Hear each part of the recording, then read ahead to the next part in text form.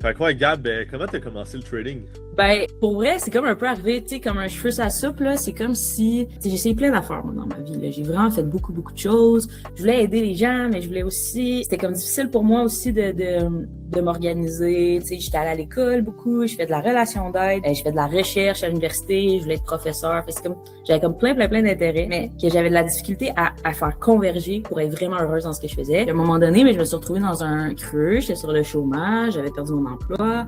Puis là, j'ai commencé à étudier en analyse de données, en data science, pour être dans les algorithmes, l'intelligence artificielle, etc. Et je me dirigeais à faire une maîtrise au Illinois Tech à Chicago. C'est là que j'ai commencé à étudier à ce moment-là. Je suis tombée sur les algorithmes boursiers, sur la crypto-monnaie. Là, quand tu commences à t'intéresser à la crypto-monnaie, ben là, je suis tombée sur RCC, etc. Là, j'ai joint le groupe, là, j'ai découvert le trading. T'avais-tu déjà commencé à trader avant de J'avais un peu essayé, ouais, avant tu sais, je suis super autodidacte, j'avais lu quelques trucs, puis là, ben, parce que j'avais pas de capital, moi, en fait. J'avais beaucoup de dettes, j'avais vraiment pas beaucoup d'argent. Je savais que, tu sais, je pouvais pas investir nécessairement en crypto. J'ai commencé à essayer de faire grossir des petits montants. Tu sais, j'avais vu comme le trading, comme cette opportunité-là, mais sans savoir trop.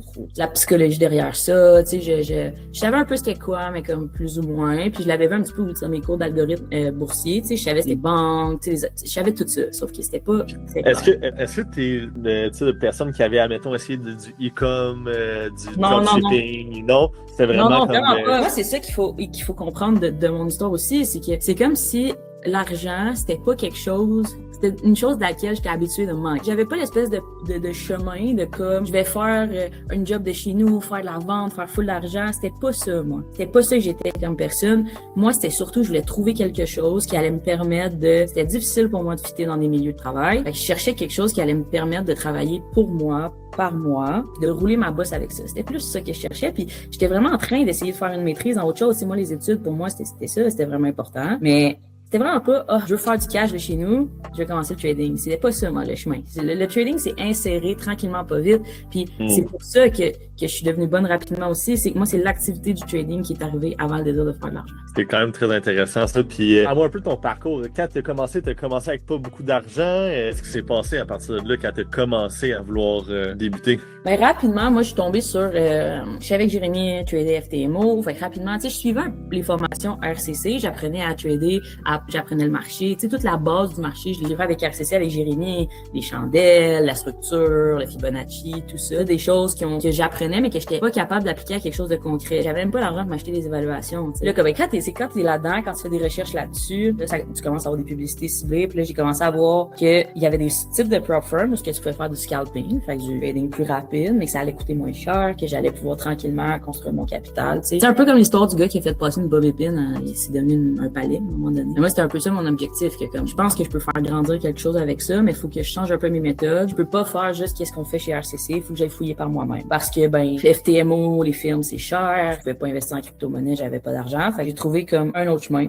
J'étais allé pousser là-dedans. Est-ce que ça a été rose dès le début? Est-ce que tu as perdu des grosses sommes avant d'en faire des grosses? C'est fou parce que c'est pas pour rien qu'aujourd'hui, moi, je prends plaisir dans ma vie à donner un accompagnement, puis je mets beaucoup l'accent sur le mindset puis sur le processus parce que ça a été tellement dur. Tu sais, rétroactivement, je regarde ça, puis si on m'avait dit que ça allait être ça dès le départ, je me serais pas embarquée parce que j'étais toute seule, tu sais. J'avais eu l'introduction avec RCC, mais après ça, ce que moi, je choisissais de faire, mais j'étais toute seule là-dedans.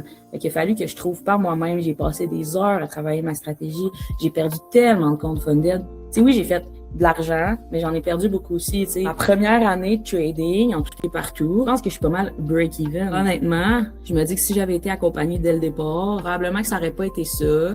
Puis la personne que je suis, ben, je suis très autodidacte et j'ai besoin de me planter moi-même. Fait que je regrette aucunement mon choix, mais aujourd'hui, tu sais, je suis tellement contente de pouvoir prendre cette expérience-là puis de le partager à des gens parce que ça a été tellement difficile. Ouais, c'est quoi la plus grosse somme d'argent que tu as perdue? Ben, je perdais pas d'argent d'un coup. Ça arrivait pas, tu sais, j'avais pas d'argent à perdre d'un coup. Tu sais, je faisais pas ça risquer 10 000 $ par trade ou pas faire un mauvais investissement qui m'a coûté 100 000 $, des choses comme ça. C'est juste à coup de me prendre un funded à 200 $, me prendre un funded à 100 $. À force de faire ça, puis de pas avoir de revenus sur le side aussi, ben c'est certain que puis à pas avoir une bonne psychologie aussi, le revenge trading, ce genre de choses-là, ou à vouloir faire de l'argent rapidement, j'en ai perdu beaucoup aussi. Fait que tu sais, je pense que ma première année, en termes de frais là, de démarrage, si on veut, tu vois ça comme une entreprise, le frais de démarrage, pas mal un 12 000 $ là, que j'ai revu par après, mais qui a été un gros investissement de temps d'autres même. Hey, plus que ça, honnêtement, tout est partout là.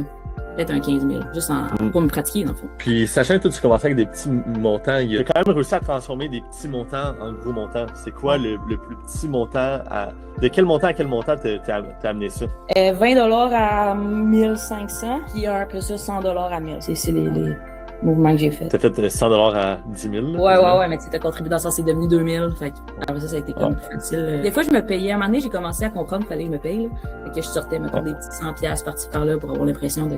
Puis à un moment donné, ça dépassait aussi le montant qui était tolérable pour moi de perdre. Là, parce que j'ai une stratégie de gestion de risque, puis c'est là-dessus que repose mon succès. Fait que je risque toujours un certain pourcentage, etc. Pour vrai, je sais pas où j'allais avec ça, là, mais comme transformer 20 $ en 1000$, ça a été quelque chose de vraiment formateur pour moi parce que c'est là que j'ai compris à quel point regarder l'argent que tu fais c'est toxique. Parce que pourquoi je suis capable de faire passer 20 $ à 1000$, mais que d'un fois, regarde de faire passer 1000$ à 10 000. Ouais, t'avais plus de facilité à transformer des petits montants en des gros montants que des moyens montants des gros montants.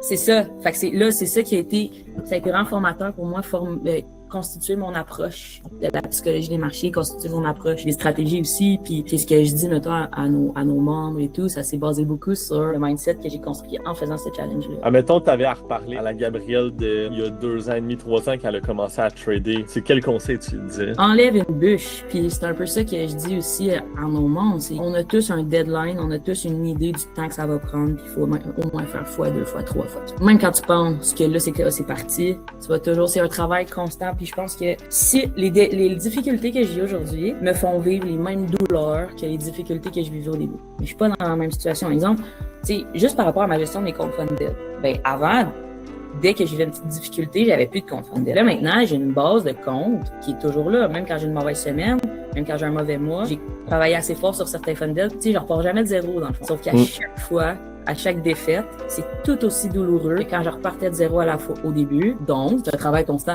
On fait toujours le même travail sur les mêmes affaires. Fait que si je regarde la gap il y a 1 an, 2 ans, je dis, attache-toi puis profite du processus. Là, tu peux parler de comme quoi, genre, qu'il y a un potentiel exponentiel, le trading. Mais pourquoi, à la base, tu as décidé de choisir le trading? Ben, j'ai plus l'impression que le trading m'a choisi. Comme j'ai dit tantôt, c'est arrivé comme un cheveu sur la soupe, mais quand j'ai compris à quel point c'était la vie que je voulais. Tu sais, moi, j'avais beaucoup de dettes, puis je me retrouvais dans une situation où j'avais plus le goût d'aller travailler pour un patron qui allait me dire que j'étais trop perdu ou que je travaillais pas assez vite ou peu importe. J'avais plus le goût de ça. J'avais beaucoup de dettes aussi, puis j'avais la sensation d'être coincé. Puis moi, j'ai découvert avec le temps que la liberté, c'était ma plus grande, la chose la plus importante pour moi. J'avais le potentiel d'aller faire, mettons, si je travaillais en intelligence artificielle, j'aurais pu faire des énormes revenus. Donc, j'aurais travaillé dans un bureau, j'aurais pas été libre. Alors que là, trouver quelque chose qui me permet de concilier tout ça, d'être chez moi. Moi, honnêtement, je fais de l'anxiété quand je laisse mon chien plus que 3 heures chez moi, tout seul. Là, je passe la journée avec lui. J'ai un potentiel de revenus comme exceptionnel. Je peux juste, tu sais, avec les prop firms, là, tu peux juste ajouter un compte, ajouter un autre compte, ajouter un autre compte. Finir à avoir des millions en capital funded, puis juste en prenant ma même affaire répétitive à tous les jours. Puis en plus, ben, depuis que je suis avec RCC, ben, tu sais, moi, je voulais être en relation d'aide ou je voulais enseigner, mettons. J'avais quand même ce désir-là de servir à quelque chose, de passer quelque chose au suivant. Puis là j'ai l'occasion de le faire. C'est comme si tout est aligné. Puis ça, je le dois au trading. Tu sais, le potentiel, c'est fou parce qu'on a l'impression que le trading, c'est tout seul de chez soi, mais oui, c'est cool. Je peux le faire en pyjama. Je peux le faire en flattant mon chien. Je peux même le faire devant un film si je veux. Sauf que j'ai quand même ma belle communauté de gens tu sais, les gens à qui je parle dans mes lives à tous les jours sont avec moi tous les jours, ces gens-là, là. Puis on s'aide tous dans ce désir-là de devenir libre financièrement. Fait que si t'avais à faire quand même un changement de ton début de parcours, ça aurait été peut-être de te faire encadrer peut-être un peu plus par cette communauté-là, un peu justement ce qu'on a décidé de bâtir avec du live trading à chaque jour, là. Si j'avais eu l'occasion d'avoir un mentor, je pense que j'essaie de devenir le mentor qui moi m'aurait aidé. Je pense que honnêtement, ça aurait été plus vite. Il y aurait eu moins de doutes, il y aurait eu moins de douleur. Parce que moi, quand je vivais des échecs, j'avais personne qui me disait Gab, c'est normal de vivre des échecs. Fait que moi, c'est pour ça, c'est ça mon discours. C'est comme t'as pas échoué, c'est un pas. Je suis venu dans le fond, tu sais, quand tu m'as recruté, mon objectif c'était de venir offrir à RCC, parce que moi j'ai vécu, puis chaque personne a un parcours différent. Mais que moi, si j'avais eu, je pense, cet accompagnement-là psychologique, ça aurait été moins douloureux. Peut-être ça aurait pris autant de temps, Mais ça aurait été moins douloureux, ça c'est certain. Y avait-tu autre chose que tu aimerais parler? Je suis quelqu'un qui a beaucoup de choses dans ma vie. J'ai des amis, je fais du sport beaucoup. Mais je suis aussi très passionnée par ce que je fais. Reste que moi, mon plus grand défi comme trader, c'est toujours de me protéger de mes émotions. Comme n'importe quel trader en fait, mais moi c'est pas naturel pour moi d'être un robot. Pareil. Au contraire, c'est ça qui fait ma couleur, c'est ça qui fait ma personnalité, c'est ça qui fait que je suis bonne dans ce que je fais. Fait que j'ai développé une stratégie qui était le moins stressant possible. Le trading, c'est de prendre des décisions à tous les jours. Puis je suis pas quelqu'un nécessairement, je suis bonne pour prendre des décisions rapidement, mais est-ce que je prends toujours les bonnes décisions? Je sais pas. Donc, j'ai développé mon modèle en étant consciente de ça aussi. J'ai développé un modèle qui est objectif puis qui permet aux gens de pas se remettre en question. Parce que plus on se remet en question, plus on souffre. Moi, c'est vraiment ça mon approche par rapport au trading, c'est que c'est pas obligé d'être souffrant. C'est déjà assez difficile. On perd de l'argent, on fait quelque chose que personne fait. C'est déjà assez difficile de même. Fait que mon approche du trading, c'est qu'il faut que ça soit simple. Je veux être capable, moi, de juste ouvrir la chart, de savoir si j'ai un trade, puis de la refermer au besoin. Fait que c'est comme ça que j'ai développé mon approche, puis que ça soit, c'est ça, clair objectif, que les entrées soient objectives, que les sorties soient objectives, pour que les gens puissent rapidement, avant même de comprendre le pourquoi du comment, les gens soient capables d'exécuter des trades, parce que moi, c'est ça que ça m'aurait pris de départ. D'avoir une stratégie qui te permet de tester plus rapidement, parce que plus que tu testes rapidement, mais plus que Exact. tu deviens meilleur rapidement aussi. C'est ça, de faire plus de volume rapidement pour, oui, se tromper plus rapidement, mais apprendre plus rapidement aussi. Ça enlève une grosse partie d'anxiété. Parce qu'une fois que tu arrives devant les charts, c'est plus là que tu veux réfléchir, c'est avant. C'est beaucoup ça mon approche. Je trouve que dans le trading, on est trois rôles. C'est une entreprise, hein. Fait que comme trader, tu occupes les trois rôles de ton entreprise. T'es le leader, celui qui a la vision à long terme. T'es le manager, fait que celui qui gère les horaires, les formations, peu importe, qui donne les consignes. T'es aussi l'opérateur. Quand t'es devant les charts, là, tu veux opérer une machine. Tu veux pas être la personne qui prend les décisions en arrière. Ce rôle-là, tu le fais avant. Tu le fais quand tu backtestes, tu le fais quand tu te pratiques, tu le fais quand tu choisis combien de temps tu trades. Tu le fais quand tu journal, quand tu apprends à te connaître. L'opérateur, là, celui qui appuie sur buy ou sur sell, faut qu'il soit en train d'opérer une machine. C'est tout. Puis j'ai construit mon modèle comme ça.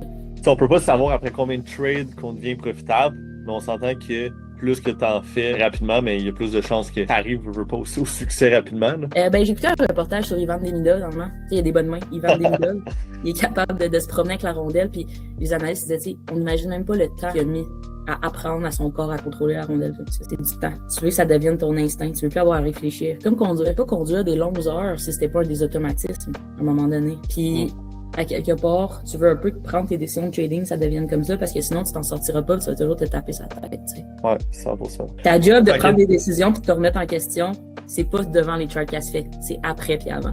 100%.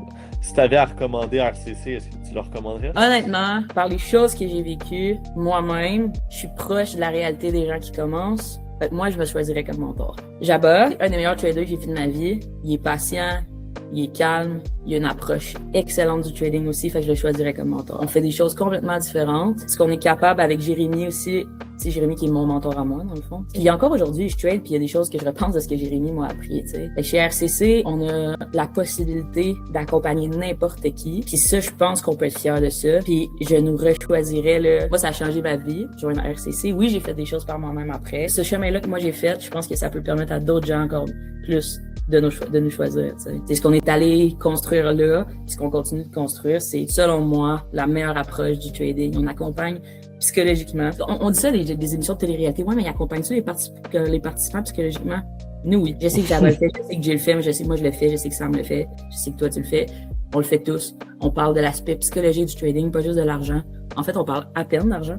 On parle de trading, de notre passion, de notre communauté. Va juste voir les commentaires des membres. Les membres qui ont commencé en premier, avant même que ça soit même quelque chose. C'est des leaders exceptionnels. Ils sont là pour les nouveaux. On peut pas rêver mieux pour commencer cette job-là, je pense. 100%. 100%. Juste pour que la personne qui écoute ça le sache, là, Jabba puis Jérémy, c'est deux autres traders de la business. Qu'on a tous des approches vraiment différentes. Fait que peu importe. Moi, ce que je veux, c'est aller exécuter ma machine 1 heure par jour pour que ça soit fini. Jay, c'est autre chose. Jabba, c'est autre chose. Fait que peu importe ce que tu veux faire, t'as quelqu'un qui va te guider.